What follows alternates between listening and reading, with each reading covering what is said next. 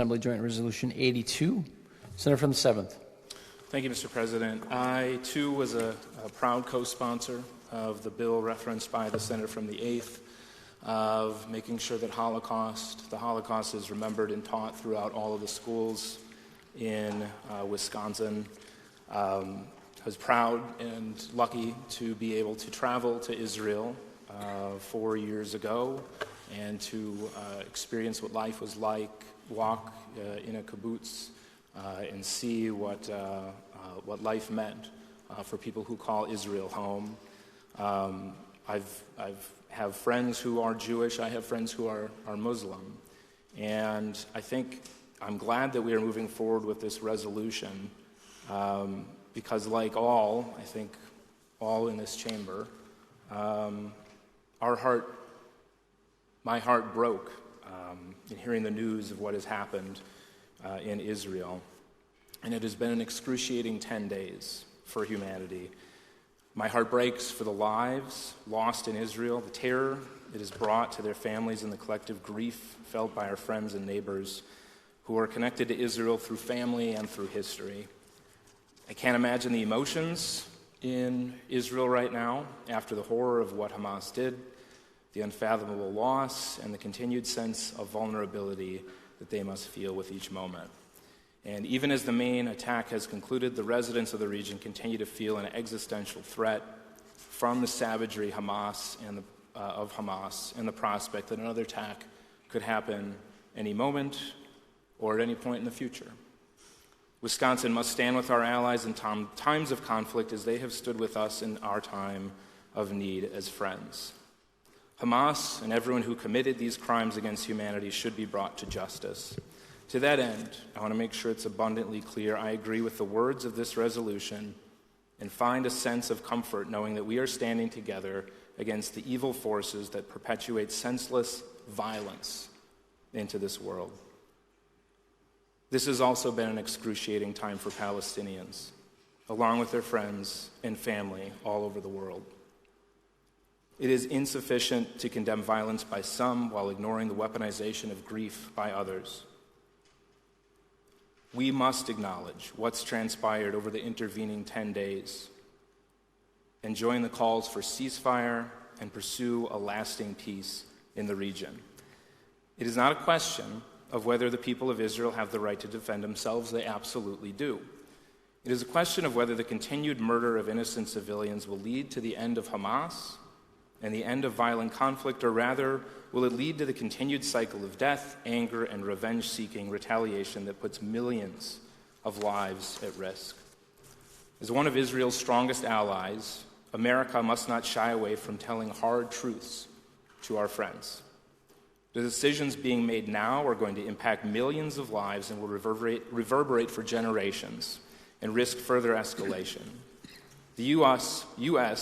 knows all too well the risks of engaging in blind retaliation guided by fear. Decisions made under such circumstances, no matter how well-intentioned, are destined to leave scars that can last generations. It's important for us to do that because already the cycle of violence has been repeated under Bibi Netanyahu. He has shut off water and electricity to Gaza. He has blocked basic necessities from reaching Gaza and has launched daily airstrikes officials say have killed at least 2,750 people. Collective punishment hurts more innocent civilians. Shutting off water and electricity hurts civilians. Bombing indiscriminately, killing journalists, killing civilians, and in more than one case, reporters and their families. While we're debating on the floor today, the Palestinian Health Ministry reported that an Israeli airstrike hit a Gaza hospital, killing at least 500.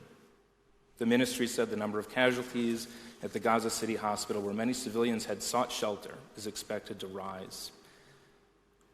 This is important to remember that 40% of the population of Gaza is under the age of 16, 2.2 million people. They have no choice at all in who is running their government.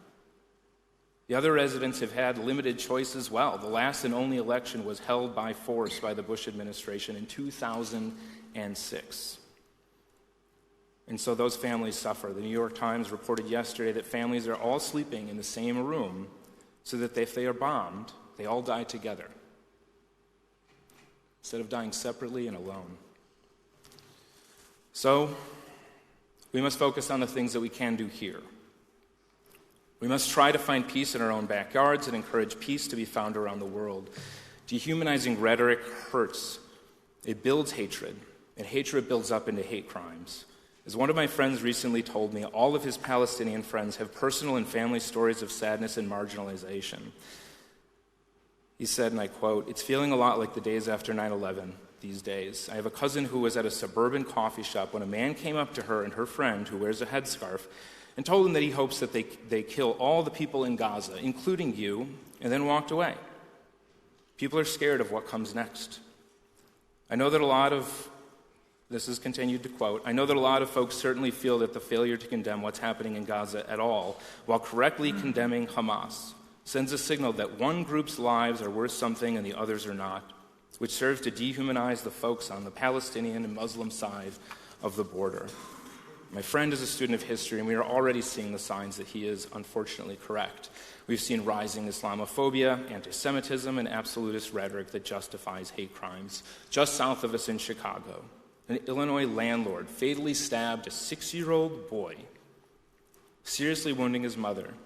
Police and relatives said he singled out the victims because of their face and as a response directly to the war against Israel and Hamas. A 6-year-old boy was said to have been stabbed dozens of times. In the same breath that we condemn the horrors abroad, we should speak out against anyone seeking to gain political momentum by amplifying hate speech. Dangerous rhetoric at this fraught time puts lives at risk.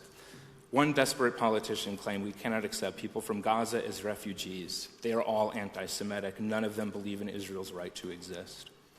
There is an attempt right now by a reactionist fringe group of congressmen who seek to change the fabric of what America is by trying to block the acceptance of vetted civilian refugees from the conflicted region. They're moving forward legislation at the same time as Netanyahu's government is ordering the forced evacuation of up to 1.1 million people towards the south portion of Gaza, where they have closed the border and have nowhere to go, and while the launch of ground invasion of territory is expected at any given moment. So let us focus on affecting what we can, what is happening in our own shared community together. Let us foster peace abroad and peace at home. We can do that by condemning violence and hatred wherever it comes from. When we condemn war crimes against Israelis, but don't condemn them when they are committed against Palestinian civilians, we are sending a clear message to all the people of Wisconsin that one group has a greater value than the other. As a Muslim friend of mine noted, I fear it's going to get worse for both Americans of Jewish and Muslim backgrounds before the clouds clear, and I hate that our kids are the same age, Mr. President. Our kids are probably going to see a type of visceral, irrational hate at their front door that makes them question their value in their own broader community.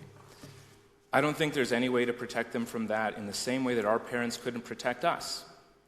We just had to grow calluses over the wounds that never heal.